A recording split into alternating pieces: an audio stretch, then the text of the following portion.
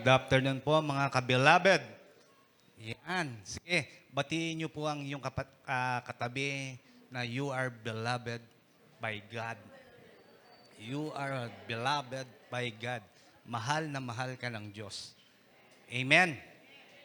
Amen. Talagang napakasaya magpuri sa ating sambahan. Alam po natin, kasama po natin ang ating Diyos, ang banal na Espiritu Santo, na siya ang nagbibigay sa ating ng kalakasan. Amen po ba? Okay.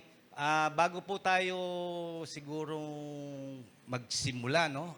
Pwede po bang anyayahan ko uli kayong manalangin? Sige po. Hallelujah. Dakilang Diyos Ama, maraming pong salamat sa oras pong to na sa aming pag-aawitan. Kayo nga po ang nanguna po sa amin. Salamat po, O Diyos, at sa aming pag-aaralan ng iyong salita. Kayo po ang manguna, Panginoon, sa akin, sa pagbibigay ko po ng mensahe. Gamitin mo lamang po ako, Panginoon, ng vessel, Panginoon, para sa iyong salita at maging pagpapala sa bawat isa. At meron po kayong revelation sa amin. Alam po namin yun na kami kakausapin mo, Panginoon, ang aming puso, ang aming isipan, Panginoon, ito binubuksan namin, our spiritual eyes, O God, our spiritual ears, O Diyos, na mapapakinggan po namin ang iyong naisin para sa aming buhay. Maraming pong salamat. In Jesus' name, Amen. Amen. Good afternoon po. Again, magsisimula po tayo ngayon at ang ating pamagat po sa team po ngayon ay Focus Your Strength on the Gospel. Yan po ang ating pag-aaralan ngayon. Pero talagang binabagtas po natin ang Book of 2 Timothy. Yan po ang pinag-aaralan po natin ngayon. Ang book ni 2 Timothy na si Paul po ang nagsulat. Yan po ang team natin na almost ilang linggo na po nating pinag-aaralan po yan. Tama po ba? Parang almost ngayon magwa 1 month na po natin pinag-aaralan po yan, yung Book of Timothy. Kaya sa ngayon po pwede po natin siguro babalik-balikan yung mga ating pinag-aralan from mga ilang linggo para po maunawaan natin at makita natin. Ibig sabihin, magre-review po tayo. Yan. Ang pagre-reviewhan po natin, slide. Yan po, yung last 2 weeks na si Pastora Berna po ang nagturo niyan. Sabi niya, how to strengthen your life. Find your strength in God. Letter A, we find strength in our communion with God. Okay. Letter B, we find strength in our obedience to God. Number 2, multiply your strength through other people. Yang A and B niya, nakita ho natin dyan, magandang pinakita sa atin ng banal na kasulatan kung sinong naging kausap po dyan si David po. Yan po yung last 2 weeks. Ngayon, yung last week, ito po naman po ang tinuro naman po ni Pastora Berna. Nagre-review lang po tayo. Next slide. Yan. Test your strength through discipline. Letter A, discipline means dedication. Letter B, discipline means consistent.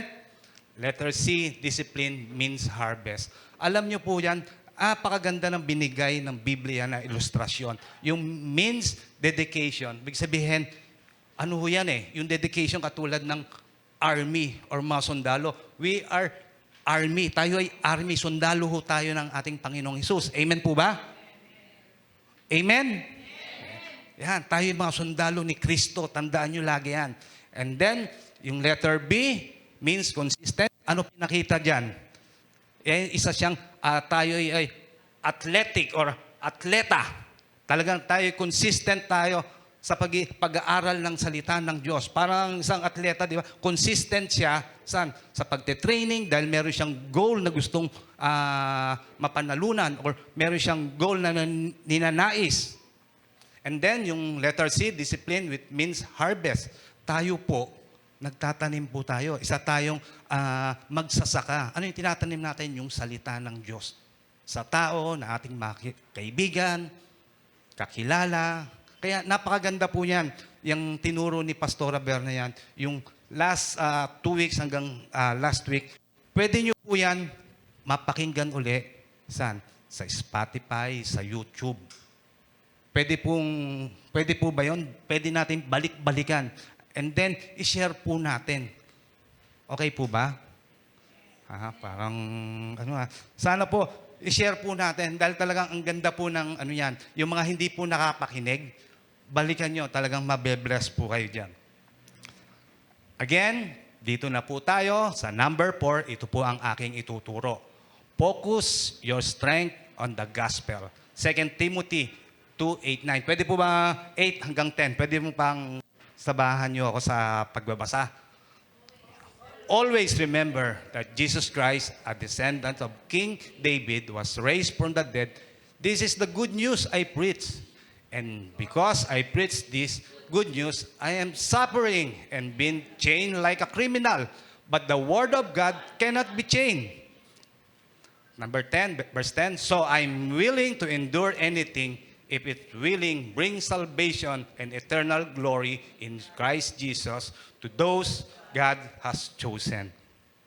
Ito pong 2 Timothy itong 8 hanggang 10, ito po ay sinulat ni Paul para sa batang pastor na si Timoteo. Number 1, yun po, kaya po niya sinulat yon. Pangalawa, yung pagkasulat po niyan, kung bakit niya po sinulat, dahil ito'y nasaan siya? Nasa bilangguan. Nakakulang ho siya, sinusulat niya po ito. And then, yung pangatlo, ito po yung last epistle niya or huling sulat po niya dahil isa'y mawawala na. Kaya yan po yung huling epistle po niya. Yan, 2 Timothy. Ngayon po, pag-aralan natin si Paul. Kung ano ba si Paul nung hindi pa siya believers. Ibig sabihin, hindi pa siya naniniwala kay Kristo. Wala pa siyang encounter kay Kristo.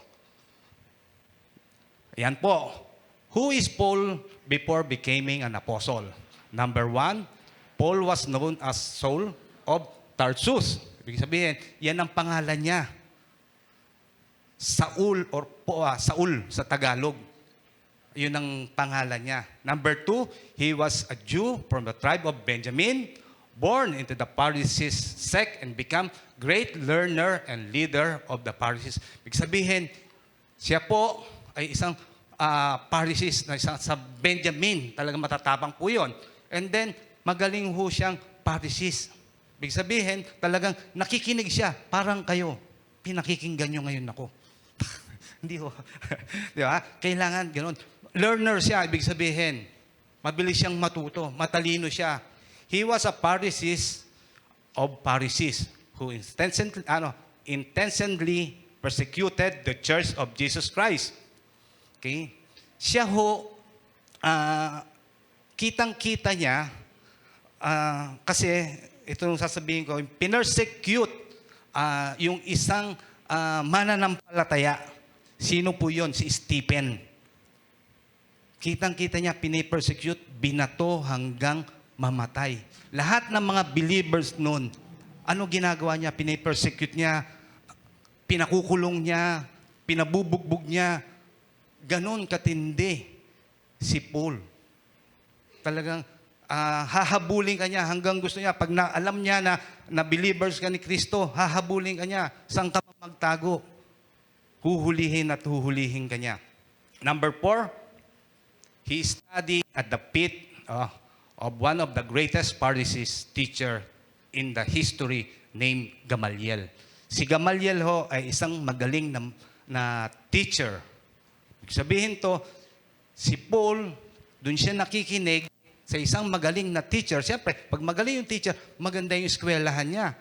And then, hindi ka basta-basta makakapunta doon. Ibig sabihin, nag-aral siya mabuti, naging master siya, nag-masteral siya, nag-PhD siya, nag-doctorate siya. Ganong katindi si Paul. Diba? Hindi lang basta graduate, PhD. Talagang doctorate siya. Yun ang kanyang ginawa. Pagaling pa yung teacher niya. And number 5, Paul is pertaining to the law, or when it comes to the legalistic righteousness, he was flawless.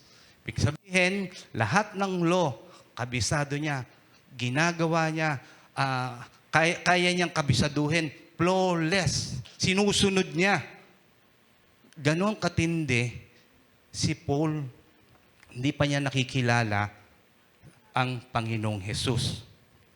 Pero tingnan rin naman natin ngayon kung paano naman si Paul ay nakilala ang Panginoong Hesus. Kasi nagkaroon siya ng encounter dyan eh.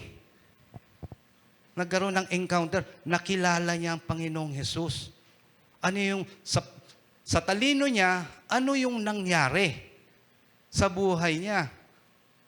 Dahil tayo, mga believers ngayon, dati, halos siguro, titingnan, talagang ganun tayo kasama, hahabol natin yung mga, talagang pinipersecute natin yung mga believers. Diba? May sinasabi, buwangagin. Marami tayong mga pinipersecute dati. Kaya ako sinasabi dati, kasi ganun ako.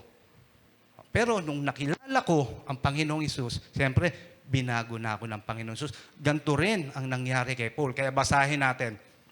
Philippians 3:8. Yet, indeed, I also count all things lost for the excellence of the knowledge of Christ Jesus my Lord, for whom I have suffered the loss of all things and count them as a rubbish that I may gain Christ. Kita nyo, sabi niya, basura. Basura lahat ng aking mga pinag-iralan. Lahat ng talino ko, baliwala dahil nais ko lang makilala ang Panginoong Hesus. Basahin natin sa Tagalog. Oo, tinuring kong walang kabuluhan ang lahat ng bagay bilang kapalit ng lalong mahalaga ang pagkakilala kay Kristo Jesus na aking Panginoon. Ang lahat ng bagay ay pinalagay kong walang kabuluhan. Ano ang pagkaturing niya? Basura. Makamtan ko lamang sino? Si Kristo. Yun kasi talagang dapat natin. Hanapin natin ang ating Panginoong Hesus. Kaya, mga kapatid, mga beloved, again, sana mag-share po tayo ng pag-ibig ng Panginoong Hesus. Dahil ganyan din po ang mangyayari. Kailangan, pag lumabas sa inyo ang pag-ibig, yung mangyayari po yun, maitatransfer yung pag-ibig dun sa sineran nyo po. Ganun ang nangyari kay Paul. Yung pag-ibig, nakita niya, hindi yung katalinuhan niya, hindi yung karunungan niya, hindi yung contact niya doon, kung saan siya sa Pharisees of Pharisees. Bakit? Alam niyo ho ba, yung sa Acts 9, bago niya ma-encounter ang Panginoong Hesus, pumunta pa siya sa mga Pharisees, humingi siya ng papel para i-persecute ang mga believers. Pero pag binasa niyo yung chapter 9 po ng Acts, pag binasa niyo yung nag-encounter niya doon sa Damascus, nakita niya ang Panginoong Hesus, nagbago. Ganyan ang nangyari. Tinuring niya yung kanyang sarili na lahat ng kaalaman niya, baliwala. Gusto lamang niyang makilala ang Panginoong Hesus. Amen po ba?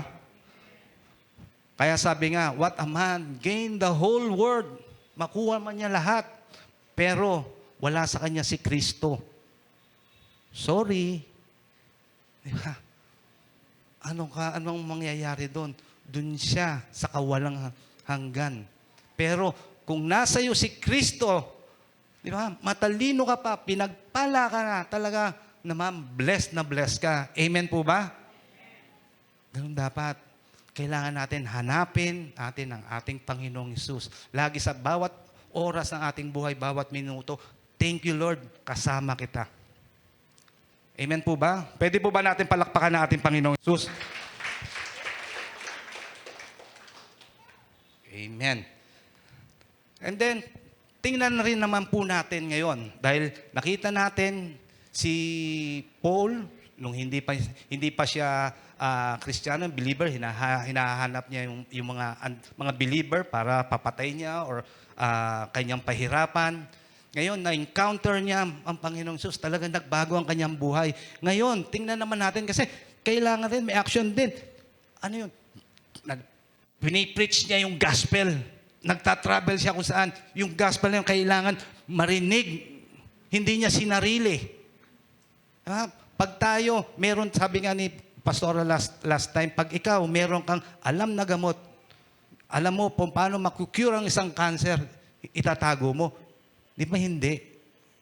Ikakalat mo, pamimigay mo, ito yung gamot. Ganun ang ginagawa ni Paul. Nagbahagi niya, binahagi niya ang salita ng Diyos. Nga lang, nakita natin kung ano ang karanasan at paghihirap na nangyari kay Paul. Last week rin po to, turo rin po ni Pastora Berna.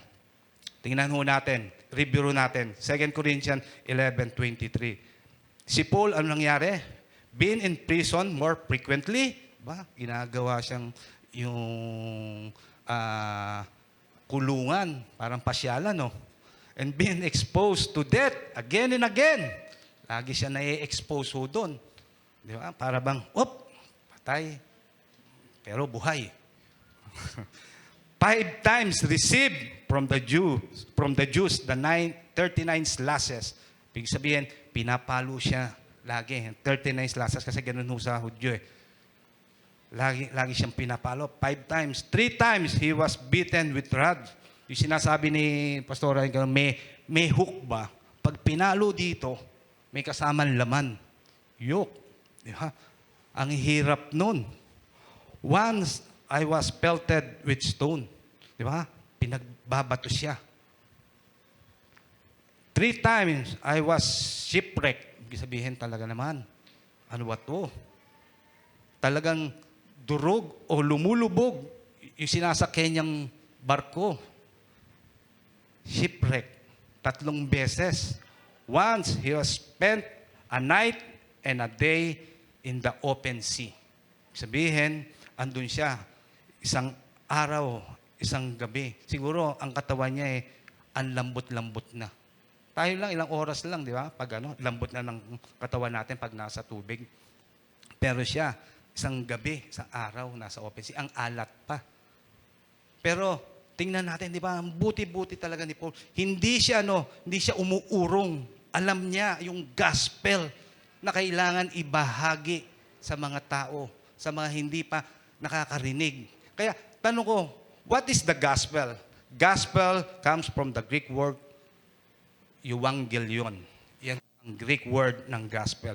Ang ibig sabihin, good news. Ano po ba yung good news? Yan po kasi, yan yung makakapagligtas po sa atin sa penalty of sin. Yung mga kasalanan natin, mga nagawa, yun ang good news po. Inalis po tayo.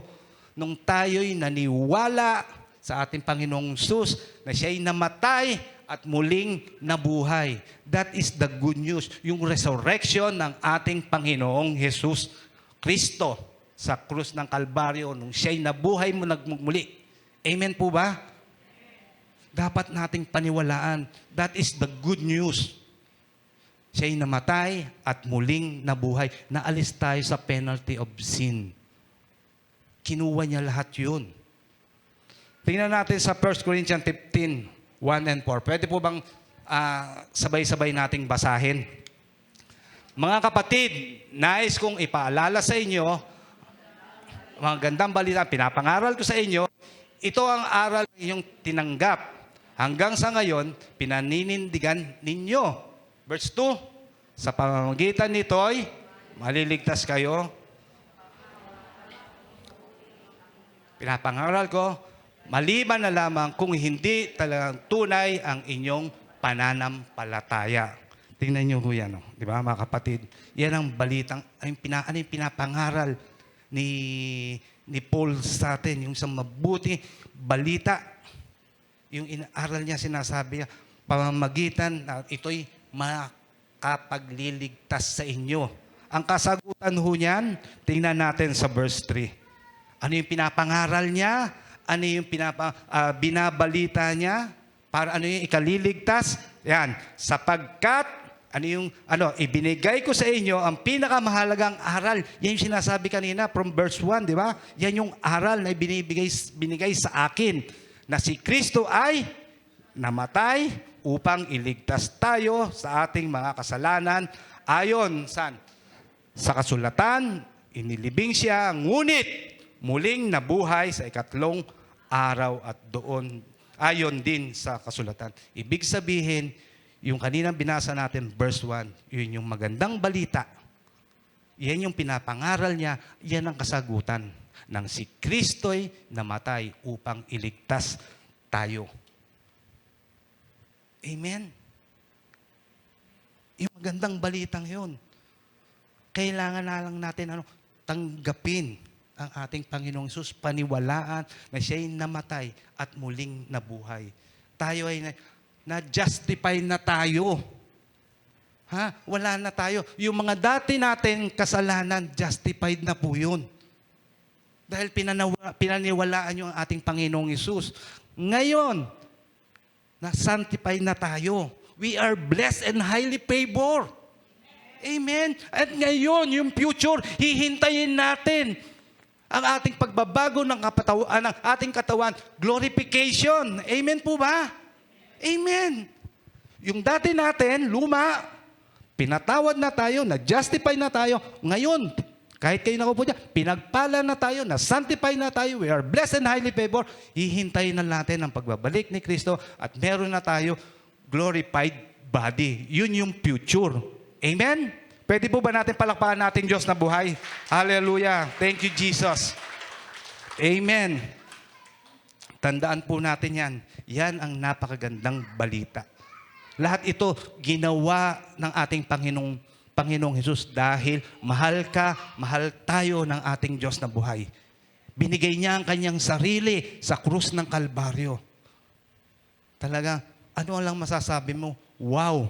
Thank you, Lord. Magsisimula pa lang po ako, ha? Oo. Sisimula pa lang ako. Okay? Kaya, focus your strength on the gospel. Letter A, It's exalted team. Sisimula pa lang po ako. Okay? 2 Timothy 2:8. Yan. Always remember that Jesus Christ, a descendant of King David, was raised from the dead. This is the good news I preach. Si Paul, lagi niya sinasabi sa batang pastor na si Timoteo, si Jesus Christ ay namatay at muling nabuhay. Lagi mong tatandaan sa isip mo, Timoteo. Yan yung ikaliligtas ng tao. Kaya kailangan natin paniwalaan yan, Timoteo. Lagi mong i-share. Yan ang nais ni Paul kay Timothy. Ganon din dapat po tayo. Kasi ito po yung atoning sacrifice na ginawa ng Panginoong Hesus para maalis tayo sa kasalanan o sin of the world. Yung atoning sacrifice, ibig sabihin, siya yung nagbayad. Di ba, tinuro natin tinuro ko rin po yun dati na ano yung Old Testament, ano ang kailangan pambayad? Kailangan yung dugo ng hayop. Dugo ng hayop ang kailangan pambayad. Yun ang kailangan for good for 1 year. Pero ito, yung sinasabi ni Paul kay Timothy, ang Panginoong Hesus namatay at muling nabuhay ang kanyang dugo. Ang pambayad, atoning sacrifice.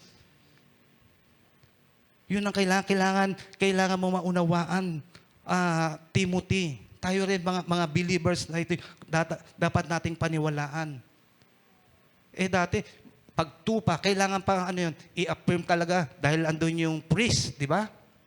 Andun, pag hindi tinanggap ng ama, patay yung pare. Kaya hihilahin yun. Andun siya sa templo.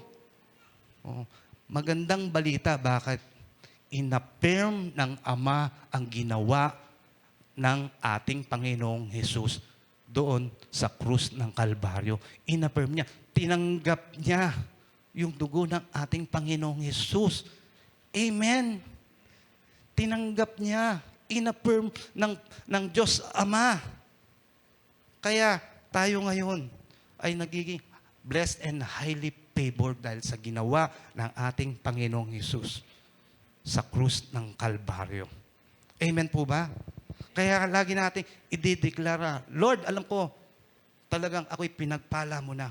Dahil nung last time, Lord, dati, pag 2,000 years ago, nung namatay ka, na-justified na ako. Ngayon, I am blessed and highly favored. Sa lahat ng ginagawa ko, ako'y pinagpala mo na. Amen po ba? Mababasa nyo rin po dyan, yung descendant of King David. Kita nyo po ba? Sa ibang salin ho dyan, yung seed of David. Bakit kaya sinabi yan? Kasi, alam ni Paul, merong messianic promise or meron siyang propesiya dyan. May propesiya sa kay King David. Basahin natin, 2 Samuel. Ayan. 2 Samuel 7:12 hanggang 13. When your days are over and you rest with your ancestor, I will raise you up, your offspring, to success you, your own place and honor, and I will establish his kingdom. Okay, 13. He is the one who will build a house of my name, and I will establish the throne of his kingdom forever. Alam ni Paul na si King David, nasa kanya yung linya, or yung big sabihin, linya ng paghahari ng Panginoong Hesus. Ano big sabihin ba sa taga? Yung kanyang ancestral or yung kanyang dugo, manggagaling ang savior kay King David. Angkan, yun, angkan ni King David. Doon manggagaling ang savior. At ngayon naman, alam naman ni Paul, ni King David, doon sa kanyang manggagaling ang hari. Diba? Kay King David manggagaling ang hari at sisilang ang hari ang Panginoong Hesus. Kaya sabi niya, His kingdom forever. Ang kingdom to ay ang kingdom ng ating Panginoong Hesus. Wala nang iba. Diba? Tayo'y makakasama niya pagdating ng panahon. Doon tayo titira sa kanyang kaharian. Amen po ba? Yan yung prophecy na sinasabi ni Paul sa Timothy.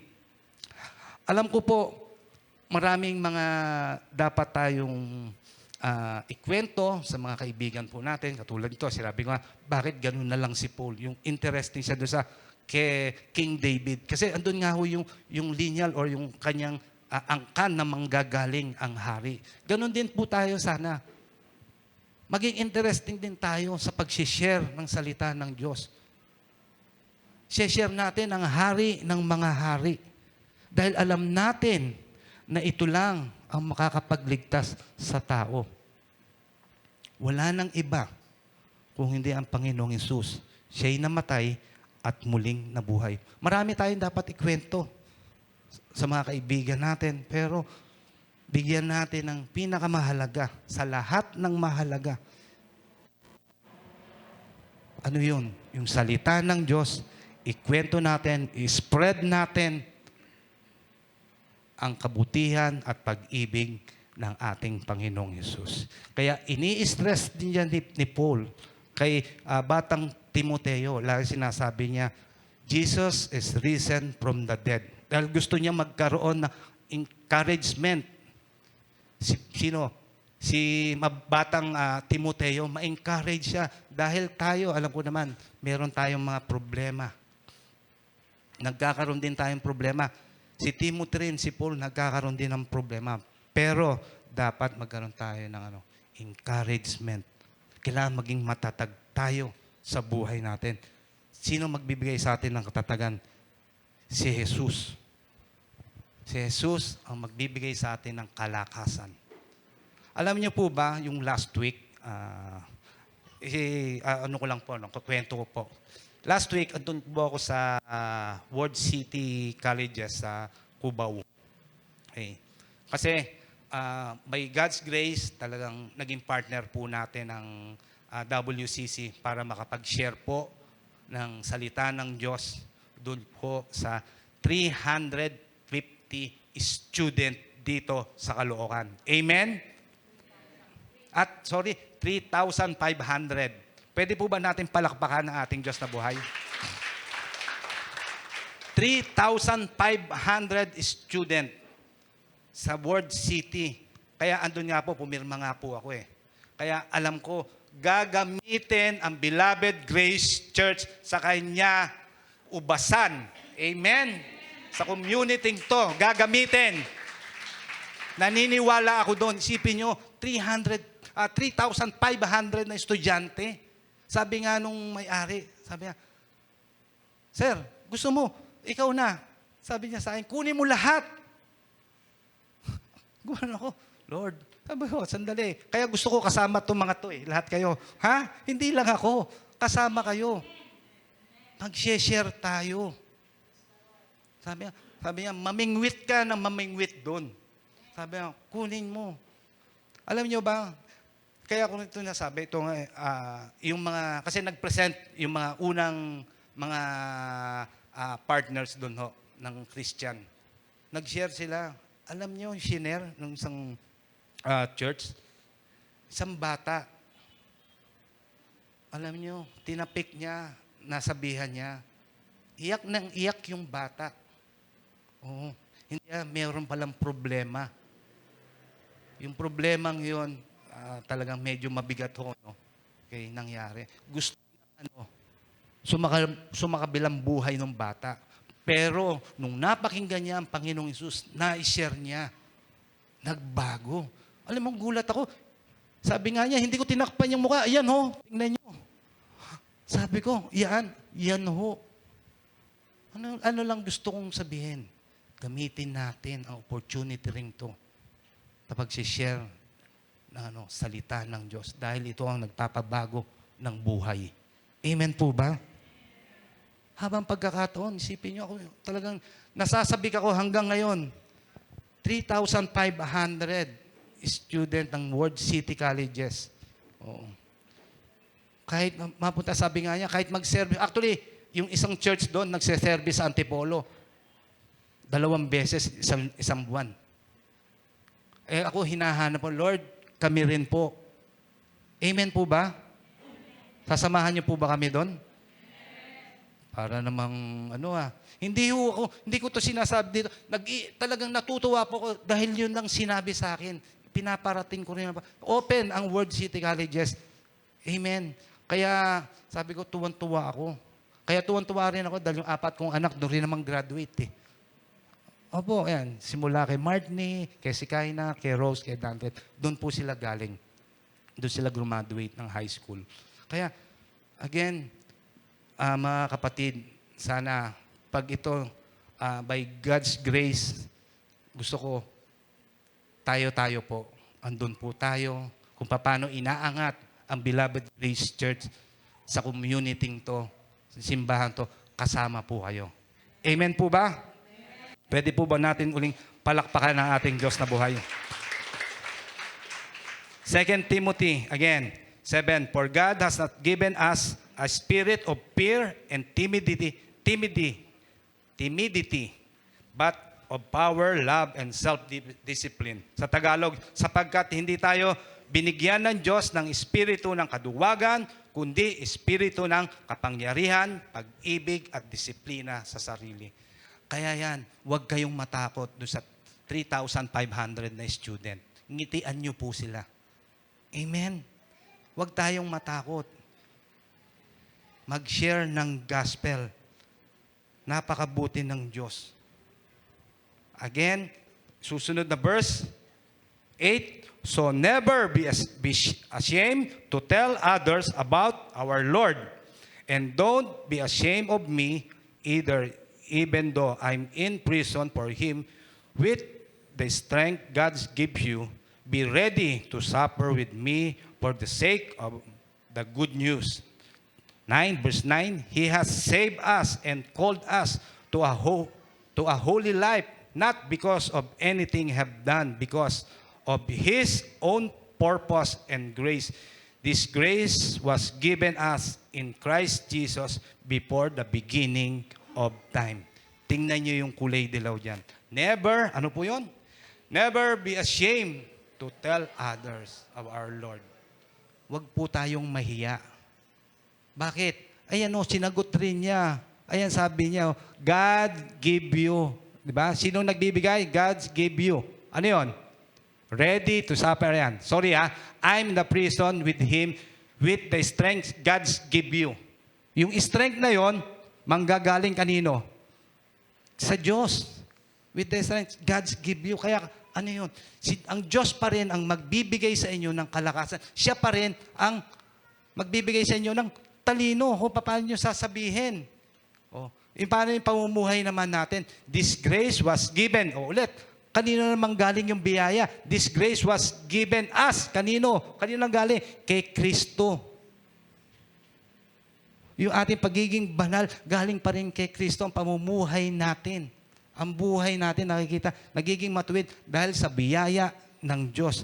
Lahat ho yan, biyaya ng Diyos, hindi dahil sa galing o talino nyo. Amen po ba? Yung strength natin, galing yan sa Diyos. Biyaya niya. Huwag po tayo, ulit, sinasabi ko, mahiya mag-share ng gospel dahil ito ang ikaliligtas ng tao. Si Paul ay confident siya, lalag niya sinasabi kay Timothy, na yung spirit na nagpabangon sa ating Diyos, sa ating Panginoong Jesucristo, ay yun din ang spirit na nasa iyo. Ganito rin, mga believers, tandaan nyo, kung ano yung spirit na nagpabangon sa ating Panginoong Jesus, yun din ang spirit na nasa born-again spirit nyo.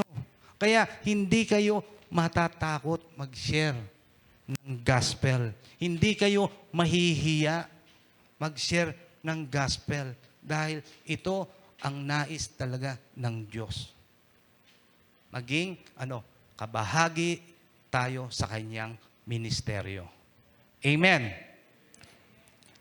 Letter B, focus on the strength, on the gospel. Letter B, its divine power. 2 Timothy 2:9. And because I preach this good news, I am suffering and have been chained like a criminal, but the word of God cannot be chained. Sabihin, dito si Paul nakakulong na. Siya nakakulong. Pero tandaan po natin, ang salita ng Diyos ay hindi natin kayang ikulong. Kahit anong mangyari, ang salita ng Diyos ay mag-i-stand mo yan. Hindi kayang hadlangan ang salita ng Diyos. Hindi mangyayari kahit kailan nyo. Isipin nyo, nakakulong si Paul, pero nakakapag-preach siya, nakakapagsabi siya ng good news. Basahin natin, Hebrew 4:12.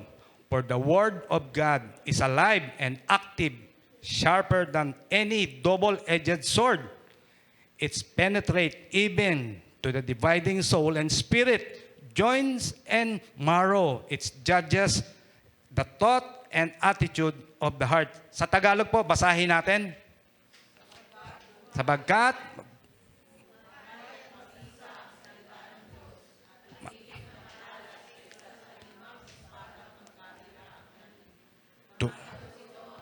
kaluluwa, espiritu, hanggang isipin nyo ang salita niya. Kaya once na nilabas nyo with the spirit, yung taong yon, kaya niyang baguhin. Talagang tatagos dun sa puso. Merong pagbabagong mangyayari. Hayaan natin yung salita ng Diyos ang mangungusap sa Kanya. Tatagos at tatagos. Again, sinabi ko, ang Word of God ay tumatayong may authority. Kaya kung meron kayong problema, basa po tayo ng Word of God. Yun ang authority. Yun yung dapat magdesisyon. Basa tayo lagi. Ang salita ng Diyos. Amen po? Isaiah 55:11. Sahin po natin. So shall my word, he has goes forth from my mouth. I shall not return to me void, but it shall accomplish is what I please, and it shall prosper in the thing of which I send it. Tagalogin po natin para mas maganda. Yan.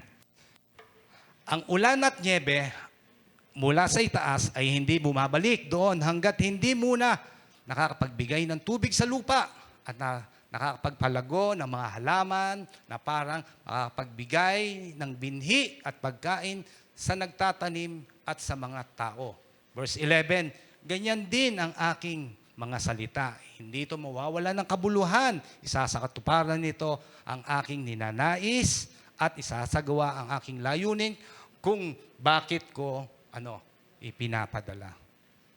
Napakabuti talaga ng Diyos. Ang salita niya, pag naibigay natin sa taong may kailangan na, talagang mababago ang kanyang buhay, ang kanyang perspective, makikita niya ang gaano kabuti ang Diyos. Kaya ulit, dito sa pulpitong to, ang Panginoong Hesus lang ang maitataas. Wala nang iba.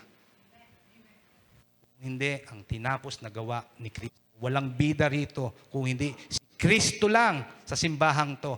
Wala nang iba. Ginagamit kami. Pero si Kristo lang ang dapat itaas dito. Kung meron man kaming pagkakamali, tapikin niyo ho kami.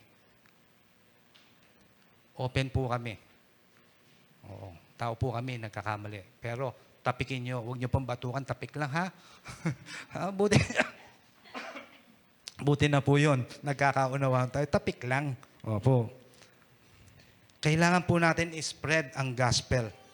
Dahil may mangyayari at mangyayari sa buhay ng isang tao. Di ba? Sa ibang bansa, dito nga, talagang pinagpala tayo. Subukan nyo doon kayo sa doon sa Middle East. Magtago kayo doon sa ilalim ng tawag dito, basta tunnel. Underground. Di ba? Ang hirap. Sa China, ganun din ang hirap. Pero, ang kinagandahan nito, talaga ang buti ng Diyos, hindi napipigil yung gospel na lumaganap. Amen. Kaya sabihin mo sa sarili mo, kasama ako sa paglalaganap ng gospel. Sige. Kasama ako sa paglalaganap ng gospel. Ganunin mo yung dibdib mo. Yan. Yan. Tapik lang. Wag. Di ba? Matthew 24:35. Heaven and earth will pass away, but my word will never pass away. Isipin na, salita talaga ng Diyos. Hindi magbabago. Di ba? Talagang nakatindig yan. Lahat magbabago. Ang tao, di ba? Pag nangako, pako ang ibibigay sa'yo. Pero, ang Diyos, pag nangako siya, tutuparin niya. Amen? Tingnan natin ulit si Paul sa Pilipos, kung ano nangyayari na naman siya. Dito nakakulong pa rin siya sa Pilipos. Basahin po natin. Pilipos 1:12 hanggang 14. Mga kapatid, nais kong malaman ninyo na ang mga nangyayari sa akin ay nakakatulong ng malaki sa ikakalaganap ng magandang balita. Basahin nyo, namnamin nyo para pag-aralan nyo. Mga kapatid, nais kong malaman ninyo ang mga nangyayari sa aking nakakatulong ng malaki at para sa ikakalaganap ng magandang balita. 13, nalalaman ng mga bantay sa palasyo at ng iba pang narito na ako'y nasan siya? Nakabilanggo dahil sa pagsunod kay Kristo. Tingnan natin yung susunod na Yan, 14. At ang karamihan sa mga kapatid ay lalong tumibay sa kanilang pananalig sa Panginoon dahil sa aking pagkabilanggo. Nakikita nyo ba? Hindi lamang iyon, lalo pang lumakas ang kanilang loob na ipangaral ang salita ng Diyos. Amen. Nakita nyo? Simula doon sa 12, nakakulong siya pero naging inspirasyon pa yun. Pagkabilanggo niya, pinag-aaralan ko nga ito, hindi pa pumasok pa. Lord, isipin mo, nakabilanggo siya pero mas lalo lumalakas ang pananampalataya ng mga believers. Sana ganun din po tayo. Wala tayong ibang titingnan kung hindi ang Panginoong Hesus lang. Dahil ang Panginoong Hesus, pag siyang tinitingnan mo, mas lalong lumalakas ang pananampalataya mo. Hindi po ako may sabi niya, yung Bible niya, yung Philippians 12 hanggang 14, pag binasa niyo, di ba? Lagi ko binabasa, Lord, ano to? Talaga, iba ang Diyos. Grabe. Baliktad, nakulong, nahihirapan, pero mas lalong lumalago. Lalong dumadami, lalong gumaganda yung kanyang pananampalataya. Anong nangyari? Kasi kumikilos ang Diyos. Alam niya yung salita niya na dapat mabahagi sa mga taong dapat makapakinig dahil mahal niya ang bawat isang tao. Amen po ba? Again, dapat lalong tumibay ang ating pananampalataya. Ano man ang sitwasyon ng ating buhay, i-relate natin po ngayon ang buhay na to. Yung salita ni Paul. Alam po natin, sa panahon to, nakakulong tayo kung saan-saan ngayon. Problema, pinansyal, di ba? Kung saan-saan tayo nakakulong, mga pinagdadaanan natin, hindi ko na isa-isa. Pero alam ko, bawat isa sa inyo, meron tayong problema. Pero ito yung binasa natin, si Paul, mas lalong tumatag ang mga believers. Kaya, yun lang po, please, mas lalo tayong tumatag sa Panginoon. Ang Panginoong Hesus, ang tingnan natin, wag yung problema natin. Hindi naman tiningnan ng mga believers na nakakulong si Paul. Ang alam nila, kailangan nila mag-share ng gospel. Alam nila, kasama nila ang Diyos, kasama nila ang banal na Espiritu Santo. Parang dito, nakakulong kayo, na dapat ba magdesisyon, pumunta sa church na 3 o'clock, ang hirap-hirap dahil nakakaantok. Nagdesisyon kayo na pumunta rito. Pero praise God, dahil alam ko, meron sa inyong revelation ng Panginoong Hesus. Marami pa tayong, kung saan tayo nabibigatan, nahihirapan sa buhay na to. Hindi ko man maisa-isa, alam ko bawat isa sa inyo. Pero pagkatiwala natin ang buhay natin sa ating Panginoon Hesus, pagkatiwala natin sa biyaya niya, hindi sa sariling lakas natin, hindi sa sariling talino natin, kung hindi sa biyaya ng Diyos. Pag nakita nila, ma-inspire sila, bakit itong kaibigan natin, kahit na may problema, pero nakangiti. Nabe-bless siya. Nagmamanifest sa'yo yung Espiritu, yung kagalakan ng Diyos na nasa iyo. Nagmamanifest, nakikita sa ibang tao, hindi yung galit. Hindi yung pagkabugnot. Kung hindi, laging nakangiti. Dahil alam mo, nasa iyo ang banal na Espiritu Santo. Pagkatiwalaan po natin ang ating Diyos. Ano man ang sitwasyon ng ating mga problema o buhay na to, magtiwala tayo. Kung paano ginawa dyan ng mga believers na kahit nakakulong si Paul, pero na-spread pa rin nila ang salita ng Diyos at sila'y nag-i-enjoy habang sila'y nag-i-spread ng salita ng Diyos. Amen. Letter C, tingnan natin. It is saving impact. Yan po. Di pa po ako matatapos. Medyo matagal pa ho. 2 Timothy 10 verse 10 naman po. So I'm willing to endure anything if it willing bring salvation and eternal glory in Christ Jesus to those God has chosen. Mga kapatid, medyo itong verse pong to, talagang sabi ni Paul, tiniis niya ang lahat para lang sa kaligtasan ng mga hinirang. Yung verse na po niyan, medyo pakinggan niyo po ako. Medyo may controversial. Okay? Dahil po dyan, yung God has chosen.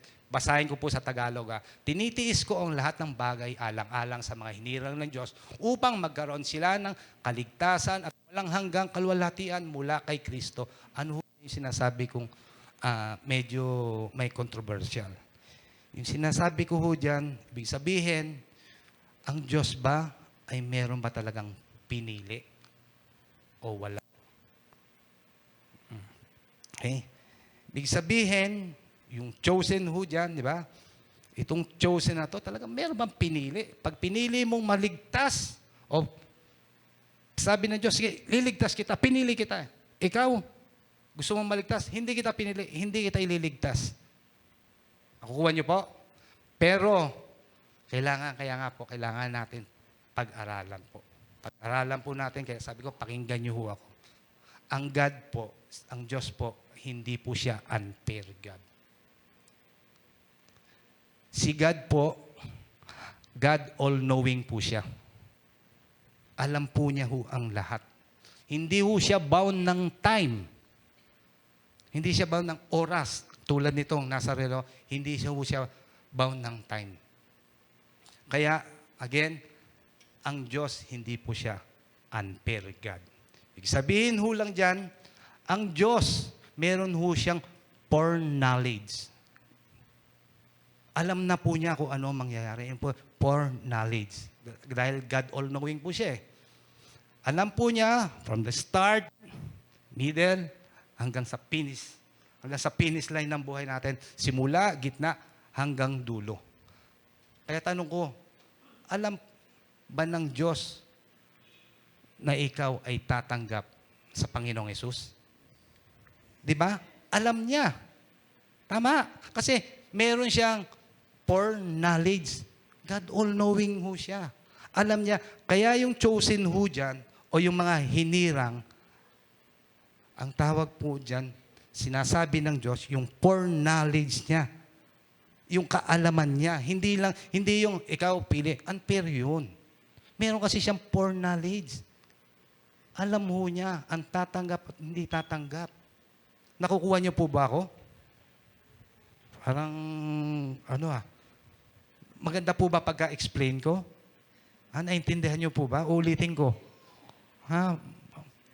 Again, may foreknowledge ang Diyos. Hindi ho siya bound ng time.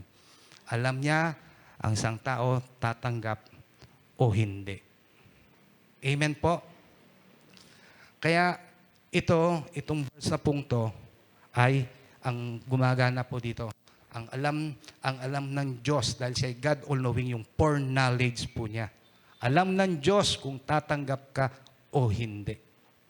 Kaya nung ipinanganak pa lang tayo, alam na ng Diyos, di ba, kung tatanggapin mo ang ating Panginoong Hesus.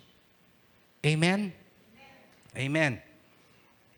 Ito po yung verse para mas maunawaan po natin. Siyempre, explanation ko lang po yun. Ini-explain ko. Pero ngayon, makikita nyo, ito po yung verse. Ephesians 1:4 hanggang 6.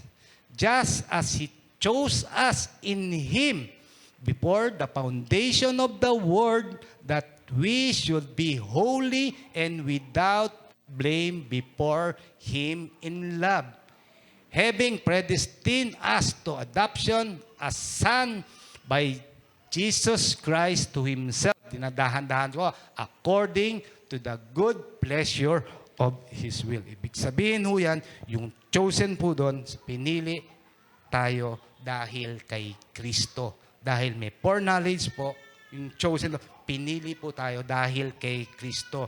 We should holy before Him. Pero tatandaan nyo, hindi to yung good works natin. Kung hindi, dahil ito sa ginawa ng ating Panginoong Sus at dahil sa pagmamahal sa atin ng Diyos. Hindi po sa effort natin. Predestined ho tayo, adoption of Jesus Christ. Di ba? Yung tinanggap natin, yung John 1:12. Ano yun? Yung tinanggap natin ang ating Panginoong Hesus bilang Panginoon at tagapagligtas. Naging anak niya tayo. Tayo'y nanampalataya sa ating Panginoong Hesus. Amen?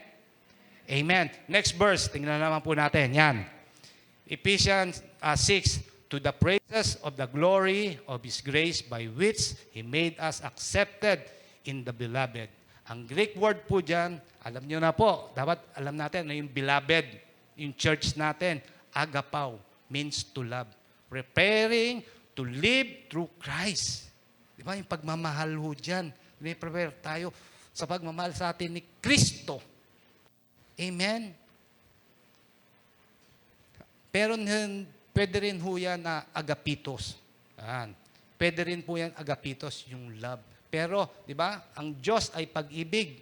1 John 4:19, sabi niya, beloved, di ba, sabi niya, ang Diyos ay pag-ibig. Sinabi rin ng Diyos Ama, inaffirm din niya, this is my son, sabi niya, to whom I am pleased. My beloved son. Mahal na mahal ng Diyos Ama ang ating Panginoon.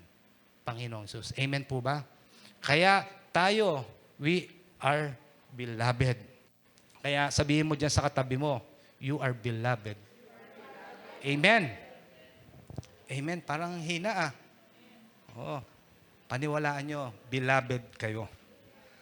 Isa sa mga saving impact ng gospel ay ang rapture.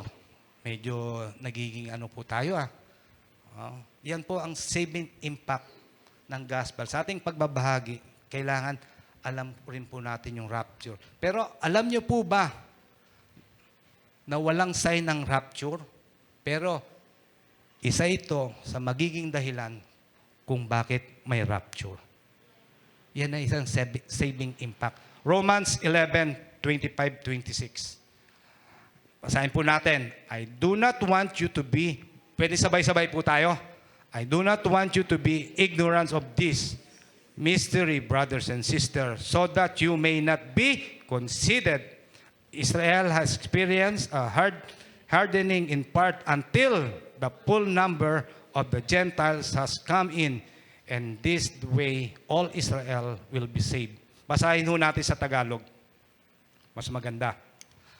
Mga kapatid, isang hiwaga ang nais kong malaman ninyo upang hindi maging mataas ang palagay ninyo sa inyong sarili. Ang pagmamatigas ng ulo ng Israel ay pansamantala lang. Tatagal lamang iyon hanggang sa mabuo ang takdang bilang ng lahat ng mga hintil na lalapit sa Diyos. Sa totoo lang po, meron po talagang bilang ang mga hintil. Kaya yan sinasabi ni Paul, kaya kailangan tayo mag-share ng gospel. Kasi ngayon po, ang dispensation po natin ay grace or nasa church age po tayo.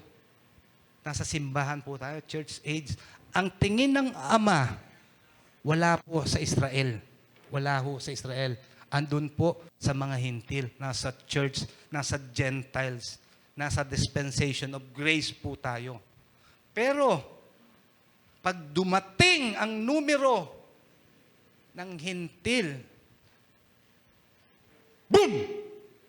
Magra-rapture. Pag dilat ng mata nyo, makikita nyo lang ang Panginoong Hesus. Hindi ho ako may sabi niyan. Nasa Biblia po yan. Again, baka ho yung isang hintil na yun, baka kamag-anak nyo, please, mag-share po tayo. Baka kaibigan nyo, baka kapitbahay nyo. Napakaganda. Alam niyo ho, itong verse na to, ito kung bakit ako laging nag-share. Nagiging kalakasan ko to. Bakit? Sabi ko, mamaya pag sineshare mo, siya na lang pala yung isang hintil na hinihintay. Sige, hindi dito sa Pilipinas, yung kaibigan mo nasa abroad. Mga kapatid, totoo to. Alam natin, may second coming. Pero bago mag-second coming, kailangan muna ito. Kailangan muna mabuo ang bilang ng mga hintil. Again, nakatingin ang Diyos sa atin. Nasa dispensation of grace po tayo. Doon nakatingin.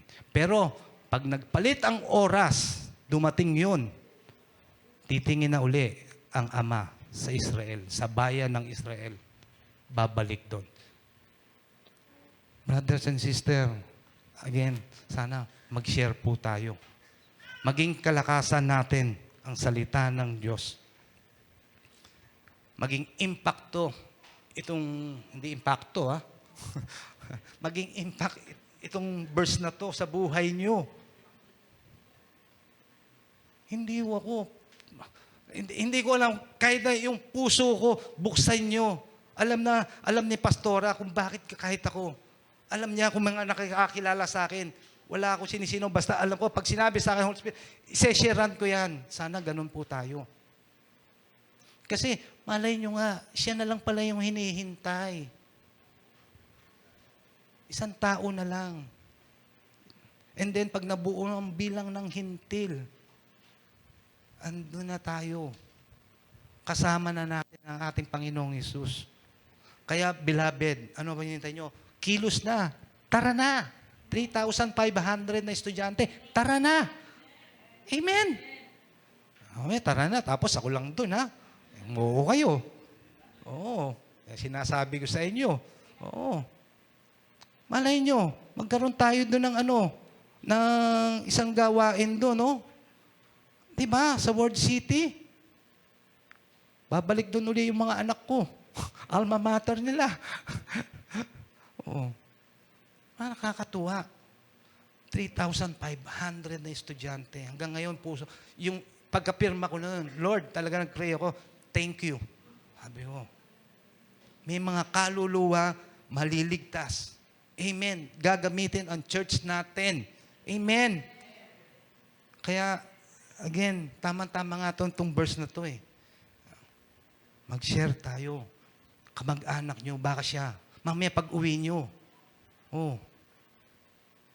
Kapitbahay nyo, tawagin nyo sa cellphone. Baka siya na. Nakikita rin naman sa buhay nyo eh. Diba, nagbago naman ang buhay nyo eh. Yung tinanggap niyo ang Panginoong Hesus. Ba't kayo mahihiya? Yung banal na Espiritu Santo. Again, mga kapatid, kilos na. I-share na natin ang kabutihan ng ating Panginoong Hesus. Talagang napakabuti ng ating Panginoong Hesus. Bakit? Alam niyo ba, sa tribulation, hindi tayo kasama doon. Ang mga believers, hindi natin aabutin yon. Basahin natin, 1 Thessalonians 5 hanggang 9. 5:9. For God did not appoint us. Tingnan nyo God did not appoint us to, suffer the wrath, but to receive, salvation through our Lord Jesus Christ. He died for us so that whatever we are awake or sleep, we may live together with Him. Therefore, encourage one another and build each other up just as in fact you are doing. Tingnan nyo, apakabuti ng Diyos. Hindi kayo kasama doon sa wrath, doon sa galit. Dahil pagka-share nyo doon sa hintil, doon sa kamag-anak nyo, nag-rapture na, wow, makikita natin ng Diyos. Hindi tayo kasama sa Great Tribulation. Tagalog, hindi tayo pinili ng Diyos upang bagsakan ng kanyang puot, kundi upang iligtas sa pamamagitan ng ating Panginoong Hesus. Amen. Namatay siya para sa atin upang tayo'y mabuhay na kasama niya, maging buhay man tayo o patay, nasa kanyang muling pagpaparito. 11, dahil dito, palakasin ninyo ang inyong loob sa isa't isa, magtulungan kayo tulad ng ginagawa ninyo ngayon. Yan. Palakasan po tayo. Magtulungan tayo. Sa lahat.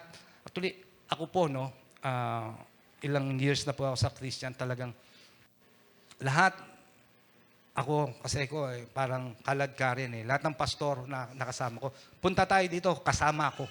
Kasi bakit? Natututo rin po tayo doon eh. Ako, natututo ko. Sa mga experience doon, naririnig ko siya, nakikita ko nag-share.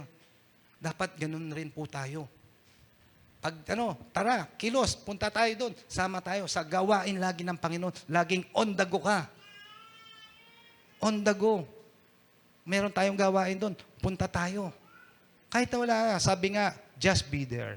Just be there.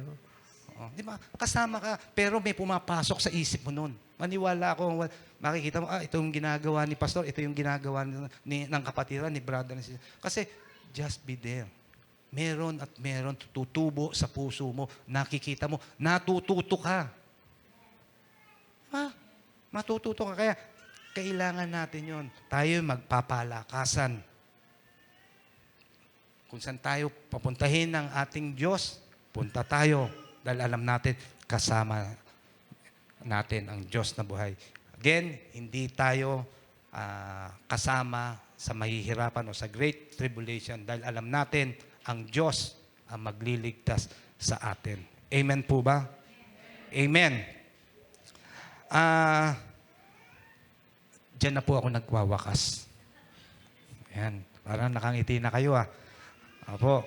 Again, basahin po natin. Meron po ba kayo natutunan? Parang mahina Parang di ako convincing. Parang gusto kong ulitin Si Amang, tumawa Parang mahina. May natutunan po ba kayo? Amen. Amen. Ito po, basahin ho natin. How to strengthen your life. Focus on your strength on the gospel. Letter A, its exalted theme. Letter B, its divine power. And letter C, its saving impact. Amen. Ito lang po ang iiwan ko. Sa dami ko po sa inyong sinabi. Sana ito po ang isa sa matandaan nyo. Yung beloved thought po natin. Proclaiming the good news of salvation. Amen? Pwede po ba natin palakpakan natin Diyos na buhay? Hallelujah. Sige po, manalangin po tayo. Meron po ba ditong bago?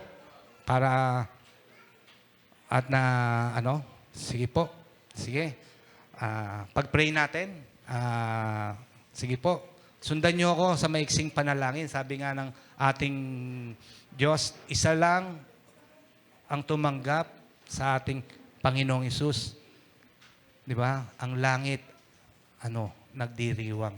Sige, kahit sa munting isip niya, alam natin na ito merong impact at nakakita niya dito ang Panginoong Hesus lang ang tinataas. Sige po. Boy, Brad, manalangin tayo. Sige po, sabayan po natin at yung sabayan niyo po ako sa panalangin. Panginoong Hesus, sa oras pong to, ay tinatanggap kita bilang aking Panginoon at tagapagligtas. Naniniwala po ako na ika'y namatay at muling nabuhay para sa akin. Salamat po, Panginoong Hesus. Sa oras pong to, kayo na po ang maghari sa aking buhay. Salamat po, Panginoong Hesus. Ako na lang mananalangin. Panginoong Hesus, maraming pong salamat. At alam ko na nababatid mo, Panginoon, ang kanilang pagbukas ng bibig, pagsambit, Panginoon, ng paano ka natanggapin. Kahit sa murang edad, O Diyos, sa kanyang napakinggan to, kayo po ang magtatanim ng mga salitang to sa kanyang buhay. At alam ko, O Diyos, na sila'y pinagpala mo na, Panginoon, at pinaboran. Maraming pong salamat, Panginoon Jesus. Hallelujah.